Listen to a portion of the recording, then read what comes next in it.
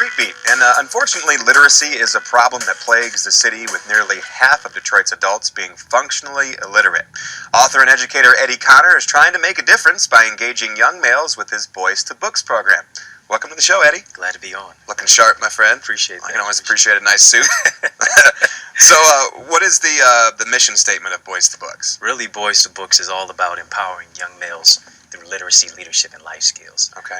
Especially as you're talking about in your intro with the literacy epidemic, 60% of the people in the city of Detroit are functionally illiterate. Mm-hmm. Trying to turn the tide on that and really promote education through the panoramic lens of literacy. Now, how did you kind of decide to focus on this issue? Did you, I know you're an educator, so I'm sure you probably you saw it with your own eyes that this was a big problem, right? Absolutely. I've been in the field of education for the last 10 years, and oftentimes when I would see a young man open up his books, his eyes would close. Mm-hmm. I did my master's at Mary Grove College in reading and literacy and saw the illiteracy and incarceration are so interconnected. And so really the statistic is that 80% of prisoners are functionally illiterate, don't have a GED, don't have a high school diploma. If you flip that statistic and teach young males to read, they have an 80% chance of not going to jail. Wow. I think we've got to promote that. Oh, yeah. I mean, it's kind of preventing it. It's preventing it before it happens. Absolutely. With something as simple. Well, I don't want to call it simple. I mean, it's not simple because obviously, the number is high. Mm-hmm. What are some of your biggest challenges that you face then? Some of the biggest challenges, especially with mentoring and the young men, apathy, or also seeing in some of the young men I deal with, I grew up in fatherless homes.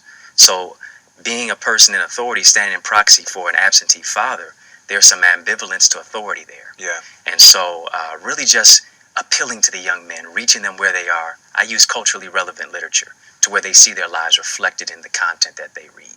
And so I think when young men can look into a book and see that this issue is dealing with where they are now and showing them how they can overcome it, that's the great challenge, and that's the great way that we strive ahead. So now, is it you that are choosing the books? You work with someone on an individual basis, and you see what may interest them, and then do you choose the book? Is that how it works, or are they choosing as well? It's in many cases intertwined and it's inclusive. I have a little bit of jurisdiction over what they're going to read, but also I allow them to pick and choose. If many of the young men, if they don't like to read, I'll say, hey, what's your favorite athlete? Who's your favorite athlete? What's your favorite sport?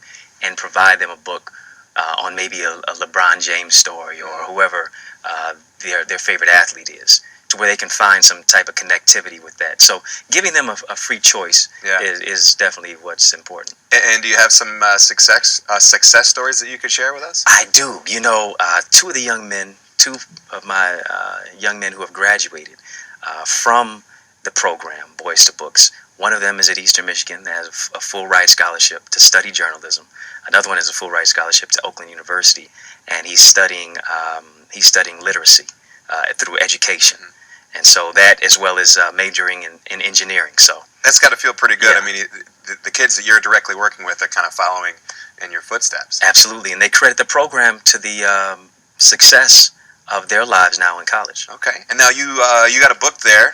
You wrote the book. What's the book? Yeah, this book here, Unwrap the Gift in You.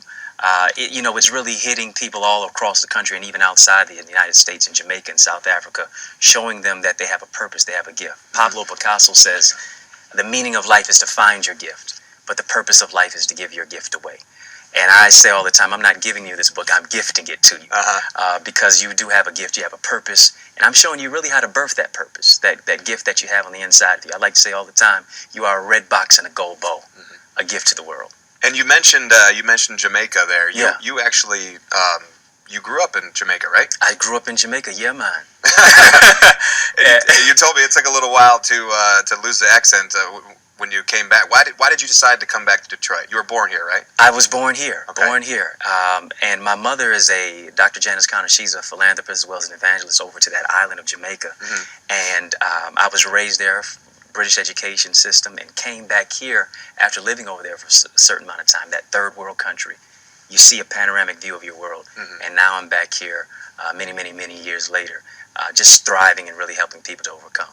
Well, welcome back, and we appreciate the fact that you came back and are doing so much to help the kids here in Detroit. I appreciate that, and also I share my story as a stage 4 cancer survivor. Let them know that you can overcome obstacles, and that's why I really do what I do. Wow, it really is an amazing story. Appreciate it. Anything else you'd like to add before we wrap up here? Well, I just appreciate it, and it's just Street Beat CBS just for this opportunity, and really, people can get that book as well as Unwrap the Gift in You anywhere. I'd love for people to connect with me with Boys to Books, and really takes the front line of really empowering people through education. All right. Well, thank you so much for joining us, and you can get more info at eddieconner.com. And so how have you been making a difference in your community? Whether it's shoveling your neighbor's driveway or volunteering at a charity, hit us up on Facebook or Twitter and tell us about it. And remember to catch me, Rob Stone, from 7 to midnight on 99.5 WYCD. Street Beat will be back next Saturday at 8:30 a.m. Have yourself a great week.